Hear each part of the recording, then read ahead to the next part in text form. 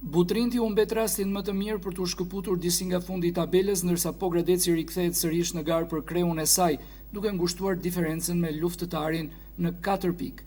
Takimi nisi ekuilibruar dhe do duheshe minuta e 10 për të parë rastin e parë kur Pengu doli vetëm përballë portierit vendas dhe gjuan, por gushton Hallunaj në këndore.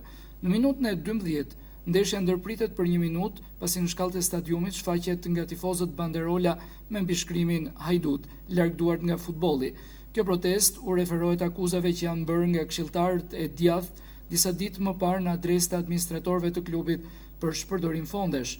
Loja rifillon vetëm pas heqjes së banderolës, por gradecarët sërish protagonist pas një aksioni të bukur dhe sulmues të Pengut në momentin final që gjuhet brenda zonës, por ndërhyn Xhuvani duke shpëtuar portën.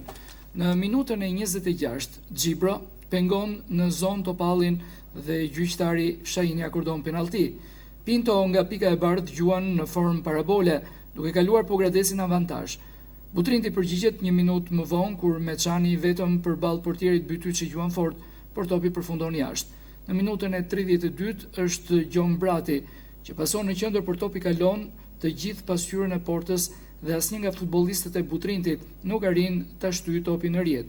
Në minutën e 44 është Rugji që fiton një top në zonë, por gjuan lehtë në formë parabole dhe Bytyçi e preti sigurt. Pjesa e dytë nis me vrull për sarandiotët, por një gabim i mbrojtësit Kuçi shfrytëzohet më së miri nga Pinto, i cili nga 25 metra gjuan dhe shënon gol. Kjo edhe për faj të portierit Hallunaj. Në minutën e 61, Butrinti shkurton diferencën me anë të Qejvanit. Krosimi në zonë për kapitenin Muço, i cili i del huq, topi i shkon më pas Qevjanit, i cili gjuan dhe shënon. Në minutën e 64, Pengu shënon gol, por asistenti sinjalizon pozicionin e tij jashtë loje.